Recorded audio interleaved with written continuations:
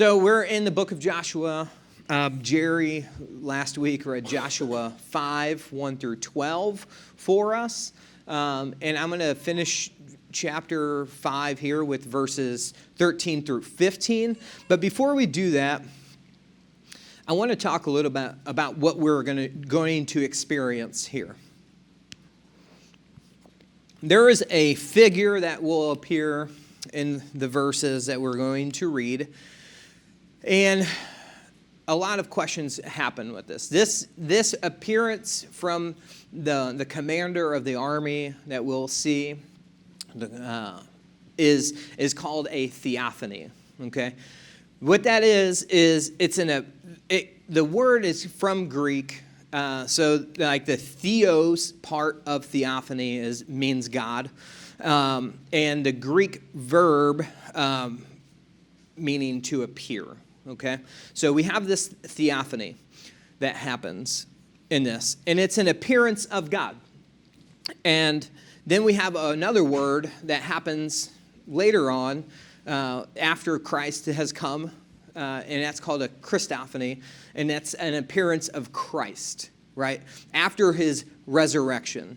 That is an appearance of Christ as a Christophany. So let's not get those two confused, but at the same time, they're kind of the same thing, okay? Theophanies are a pre-incarnate version of Christ coming down. We see that in multiple occasions. And we also see God, in the garden, walking around with Adam and Eve. That's a theophany. We see it as pillars and of smoke. That's a theophany. We see it with King Nebuchadnezzar.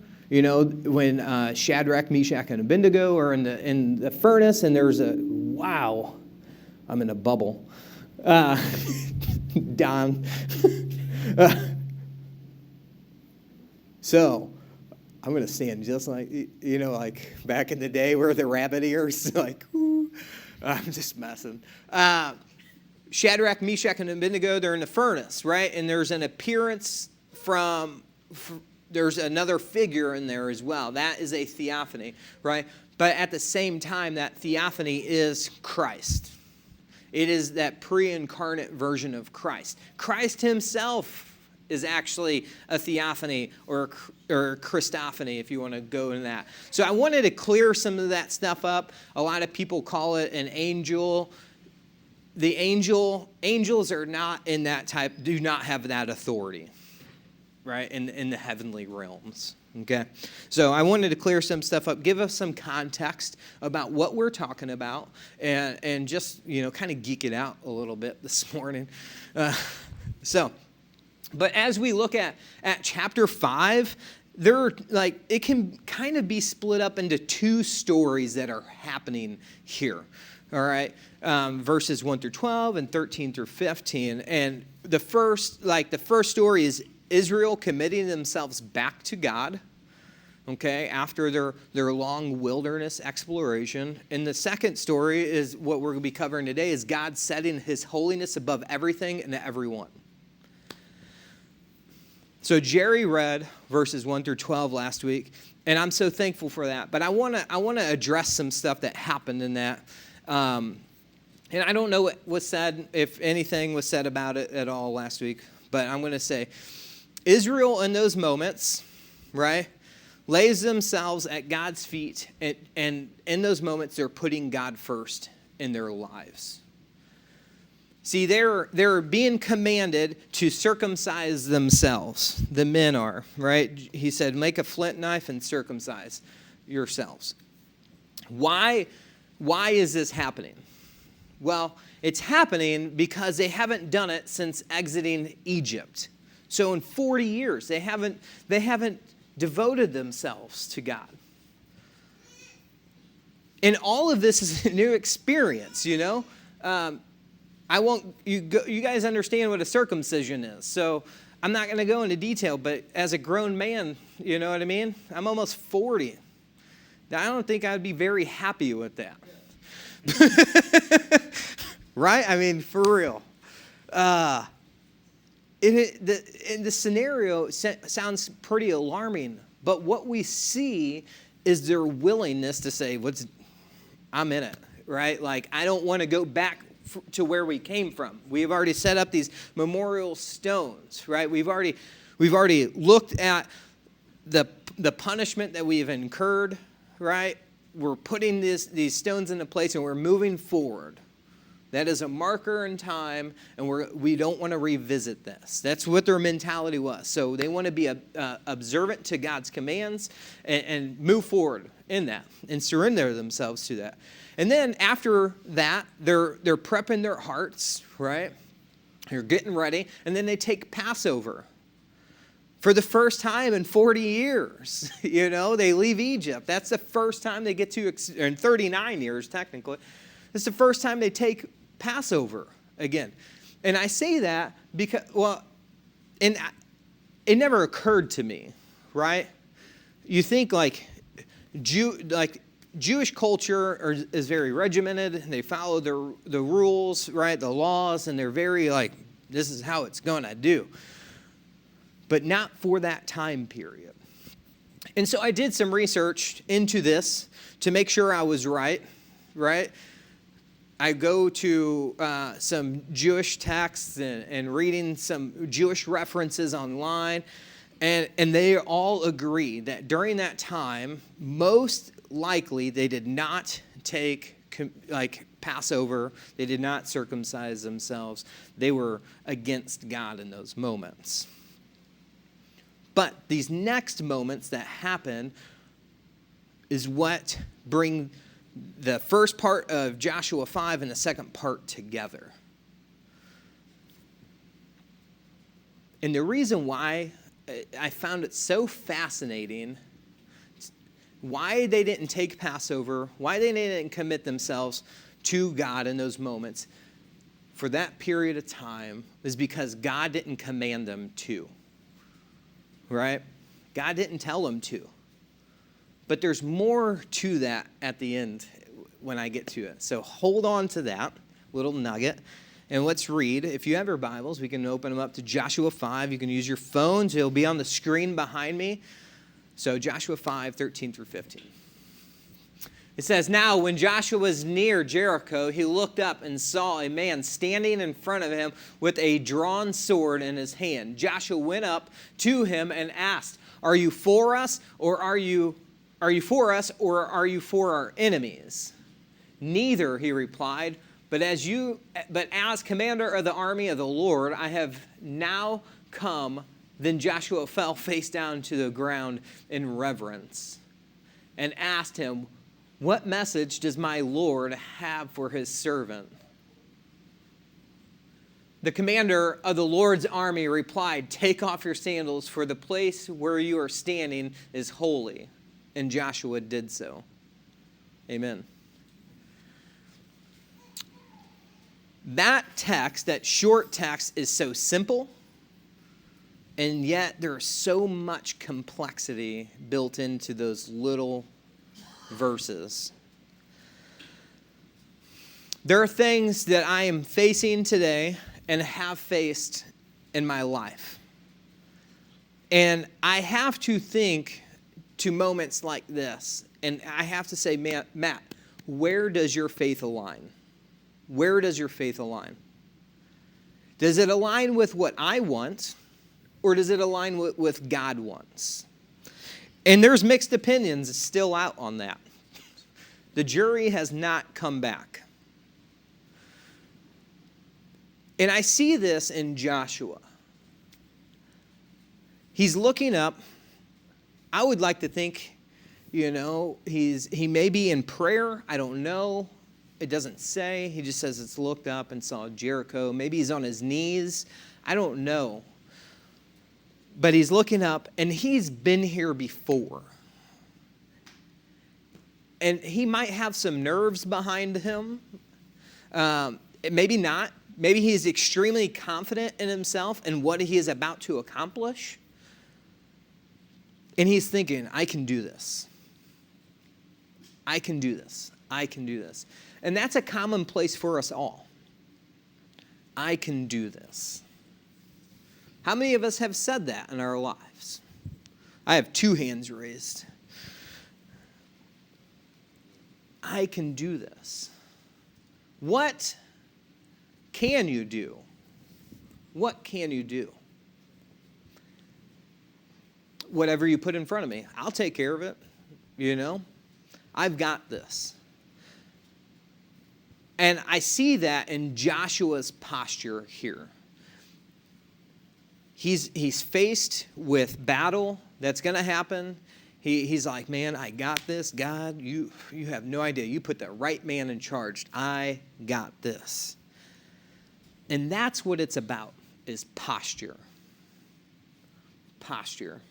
Just like the wilderness, they had a bad posture, right? I can do this is a posture that's not necessarily good all the time, right? They're met with that same attitude in the wilderness. I got this. I got this. And I think back over the years, over my years, and what I believe God has put in front of me. And there's moments of tension. There's moments of uncertainty. There's moments of doubt. There's moments of self-worth, self-pity. And that list can go on and on and on forever. And I think to myself, God, I'll make it through. I'm going to get through this. I got this. God, you got me right where you want me, and I will make it out. And it stops there. Because Matt is a guy that doesn't like to learn, right? I don't like defeat. I want to accomplish whatever's in front of me. I am very prideful in that. And there's something missing when I say, I got this. And that is exactly what we see happening here with these verses. Joshua is missing something. If you guys recall, at the beginning of this series, I had said this is a book of yeses. Because of posture, moments like this that we see happening.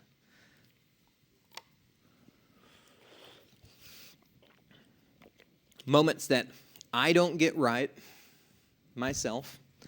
I like to lean on my abilities, nothing else. It's a tendency I believe that we all have in life, that we like to lean on to our own abilities and say, I got this. And the question that we see Joshua ask, are you for us or are you for our enemies, shows exactly where his posture is. See, when we encounter God in moments of life, and we come to God with a man-centric, right? Man-centric or self-centric point of view rather than a God-centered one.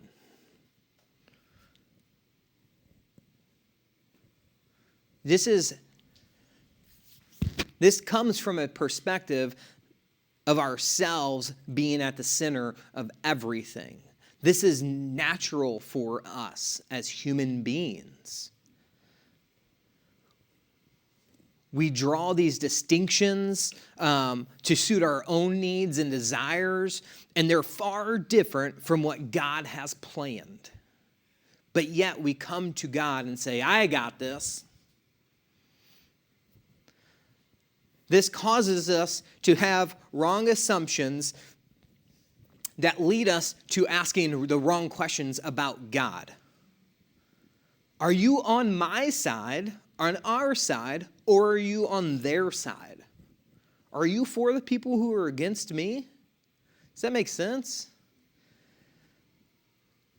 See, the fact is that we have our own agenda when we approach God, or anyone else for that matter.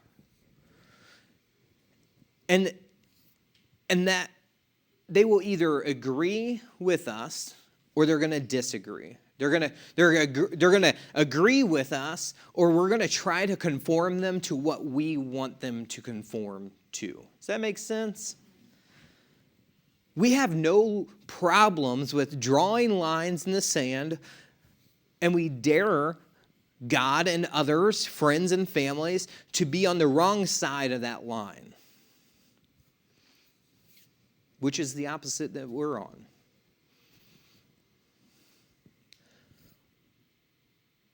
We ask the question, God, are you for us or are you against us? When we try to put God in a box that way, do you think he's actually going to submit to your own agenda? Like, for real? Like, probably not. Probably not. I don't think so. So I think about this, and I said it's so simple, but yet it's so complex. Because I think about this, and I think these questions just pour through my mind. You know, what are the wrong questions that I ask God daily? You know, what kind of box am I putting God in? What kind of box am I putting my friends in? What kind of box am I putting my wife in? All of this stuff. And it burdens me because it's very Matt-centric. And I don't want it to be that way. So when Joshua asked the question, are you for us or are you against us? We ask the same question. Again, we can't put God in the box because he's defining his terms. He defines his terms. And we see it in his reply. He says, neither. But I am the commander of the army of the Lord. Now I have come. Right? He says neither. What is being said here, and it's going to sound like the most, I'm probably going to get challenged on this, and that's okay. I'm ready. I'm always up for a challenge. God, I got this. Oh, seeing if you're paying attention. God is not on our side. That's all there is to it. That's what he says. Are you for us or against us? Neither. Because God's not on your side. And here's why, hear me out when I say that. It's difficult to understand and it's terrifying for us to consider this thought. Because we ask the question, well, how could God not be on my side? Right? I think it's a pretty common question. Because the reality of it is God's not on man's side. He's on his own side. Again, it comes down to agenda. You're not putting God in your box. That's all there is to it. God's not going to do what you want him to do. God has his own plan, and his way is what? Oh, there it is. So why would he come to us and say, hey, I just want to work for you and do everything you want? No.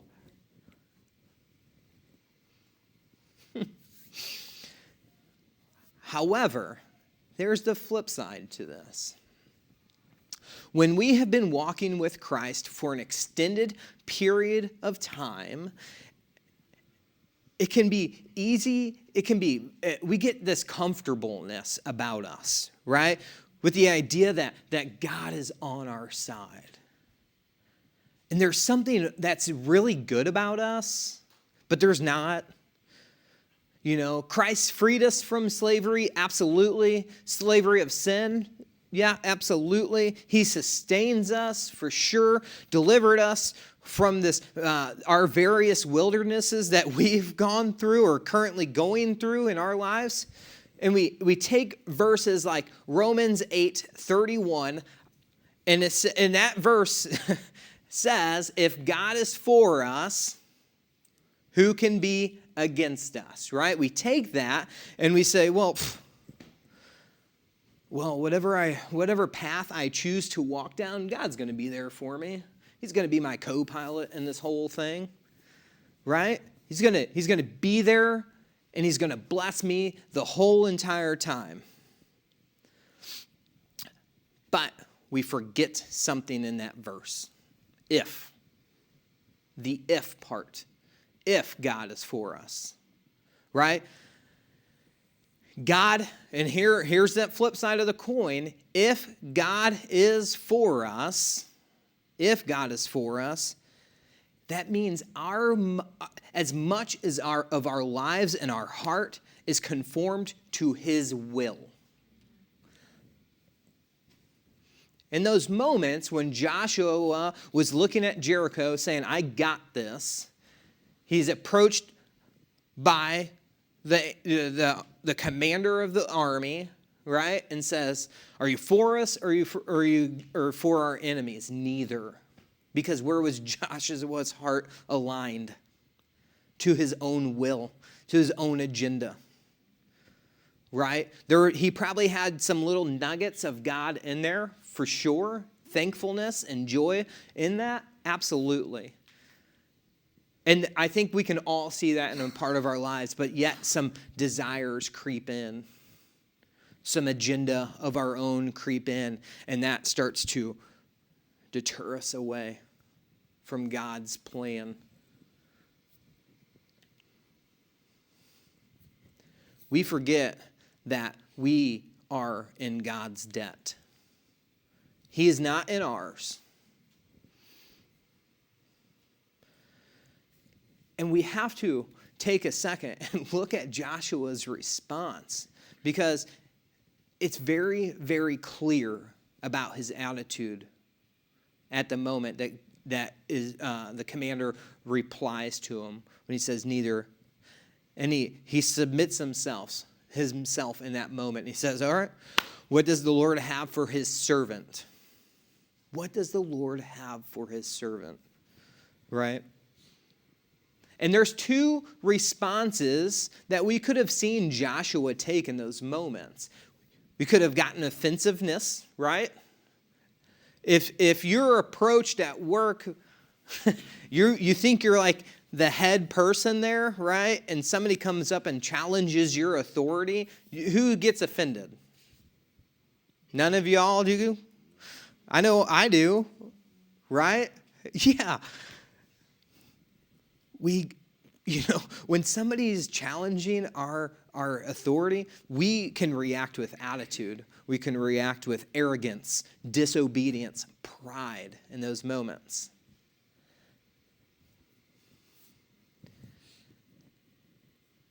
And instead, we see Joshua humble himself. You have offensiveness, and then you have humbleness in that moment. When he is confronted with the truth of who Jesus is in that moment, right? He responds correctly in worship. He doesn't vigorously hold on to the assumption that he is still in charge. Like, no, dude, you need to back off. I don't even know you. You just came up and appeared out of nowhere. No, that ain't happening. I'm in charge. No, he says, let's do it. God, you're right. He gives him a quick heart change. It's about posture in those moments. He quickly checks his worldview, casts them aside, and he rightly understands the relationship between him and God, and he is the one to serve the Lord. He doesn't try to give Jesus orders in those moments and show his superiority over everything. He humbles himself before God. And he's eagerly seeking instruction from him, carrying it out. And he wants to carry it out. And he says, again, what is the message you have for your servant? When was the last time any of us here has let Jesus, has let God, has let Scripture change your worldview? When was the last time you sought God to give you instructions with a willingness, with a posture of a changed heart to carry out whatever he has for you to do?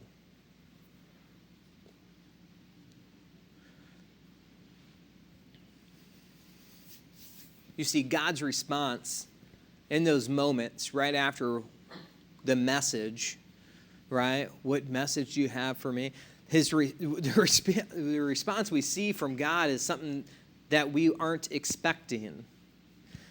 But he says simply, because Joshua is a commander, right? He's a military, he has a mind of a military guy. He wants to know, like, what are we going to do? What's the plan? And God responds, take off your sandals. You're on holy ground. I mean, for real. And Joshua did. It gives me goosebumps just thinking about it, you know? This passage ends with Joshua submitting to obedience to God. We see a heart change, that posture change in God and Joshua in those moments, and saying, man, it's not about me. I can't do this.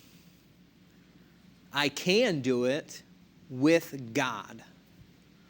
If God allows it, right, we're going to move forward in it. That's where it is. Because,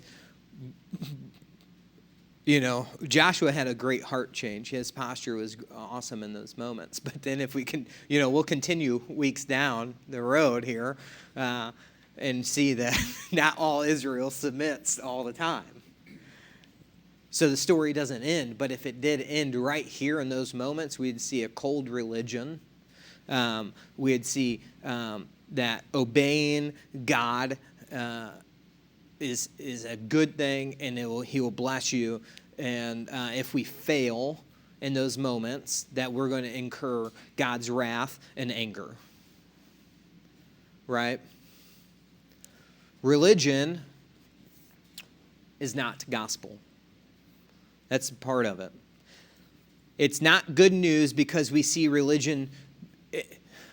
Religion is not good news, right? Because we see religious people, we see religions trying to strive and for obedience that didn't work out. We see that with Israel.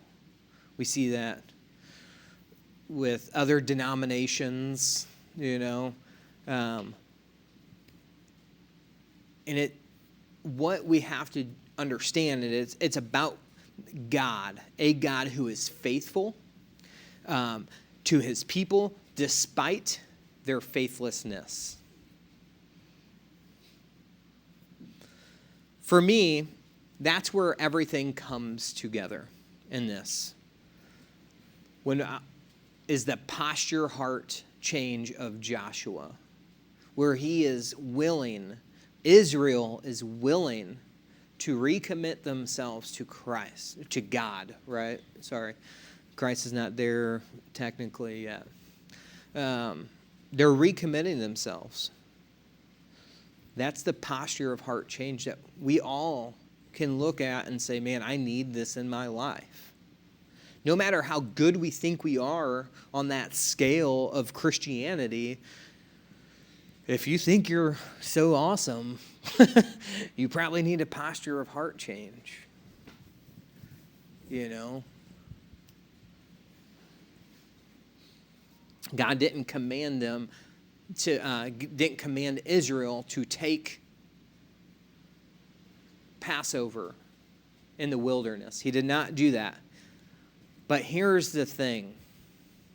It was assumed. If they would have taken the initiative to do it, it would have been so much better. And here's the other thing. God shouldn't have to ask us to carry out his will. He lays it all out there for us. We just have to be diligent enough to do it. We have to be like not so stubborn all the time. I mean, dang, for real. They didn't take initiative. I don't always take initiative, right? We hardly ever take initiative. We have to check our heart posture daily, hourly. Secondly, sounds good to me. We're going to make up words today. Joshua had to check his heart posture. And if he really believed who and what God said of himself in that moment, he had to trust and believe in that. And that's what he did. And that same goes for us. There's moments in my life where I've gotten super, super excited to see when there's like when I'm discipling somebody and something clicks, right? It's like, man, they get it.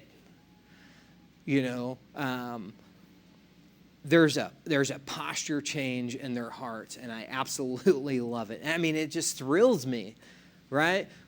Or when it happens to me, I get so excited. And those some of those relationships that I'm talking about that just it clicks and they get it is people who struggle maritally. Their marriage isn't aligned with God's will at all. They're very me-centric, self-centric relationships. Financially, I've been down that route. Relationally, between other human beings. Spiritually, not devoting enough time or not devoting any time to God. But, Sunday's enough. I got it. Right? No, that's not. When I see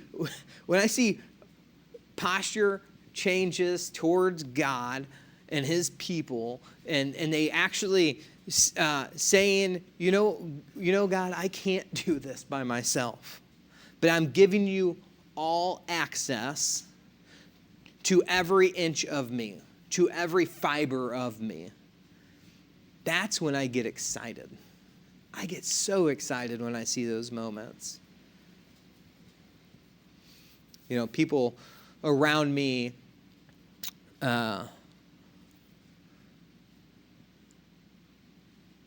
like to throw out the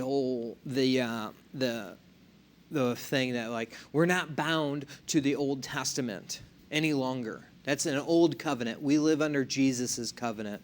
And I get it. They go into this thing or that thing. And I've said it once, and I'm going to keep saying it over and over and over again. You're wrong. That's an excuse that you're making for yourself. Stop being so self-centric. Because, we do live under Christ's covenant, but the thing of the matter is that Christ lives under the old covenant. He still allows the old covenant to be a command over our lives. The difference is that we get to do it joyfully. We get to live under the old covenant joyfully. I like bacon. That's all there is to it. If I didn't have to, I would be mad. But I get to live joyfully under the new covenant and say, I'm going to indulge in some bacon every once in a while. Right? Amen? We're not guiltily bound by the old covenant. Thank you, Jesus Christ. Thank you for that. I get to have a relationship with him. He's there on my behalf if I'm humbly submitting myself to him.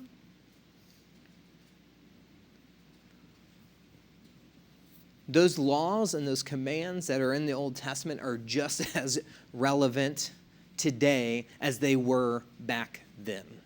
We have to understand that. Because if they were not, we would be calling God a liar. I truly believe that. And I don't think God's a liar. You guys think that? No, God's not a liar. God is a God of his word. It's everlasting. It never changes. Hello? Right? Yet we challenge him every day as soon as we wake up with our own agendas, with doubt, with fear, anger, depression, pride, joy in the world, in money, in whatever makes us happy. It's all self-centric. This is all the stuff I deal with, just so you guys know. We, as human beings, need to be God-centric. We got to explore Joshua 5 today a little bit, and I want to just take a few last moments. There are three things that I see in this passage, this short passage, that comes out of this story. And the first one is that God reminds Joshua that he is not alone. God tells us that we're not alone. God is with him. And we've seen this already play through Joshua 1. We see it at the end of Deuteronomy when he speaks to Joshua. It says, God says to Joshua, just as I was with Moses, I will be with you. And here in this pivotal moment we see in Joshua 5, it's another reminder in Joshua's life, in his leadership. God is reminding him yet again that you are not alone. And that's a great reminder for me. The second thing I see coming out of this is that the Lord is in command. That's it. I love it. Joshua asks the questions, who are you? You know, pretty much. Sums it up pretty good. Who are you? And it says, I'm the commander of the Lord's army. Man. The third thing I like to see, I saw coming out of this, is that we are always on holy ground when we follow God. Oh, man. I need a bass guitar behind me on that. Look, I just want to encourage all of you here today, myself included, that no matter what you're going through in your life, no matter what you may be going through in your leadership, at your work, in your sphere of influence, right? That you're not alone. That God is saying to you right now that he is with you. To realize that no matter where you are, if you are God's servant, if you are following God's will and God's word, then you are always on holy ground. We need to check ourselves in that. You walk in those moments, and you should be walking as if God is right there with you. God is right everywhere with us. Everywhere your foot treads in those moments is holy ground. Let us focus on God's truth today for this next week. Be ready to execute his plan. And I ask that you pray for a heart change, for posture change. As the band comes up, I would like to pray and get things going.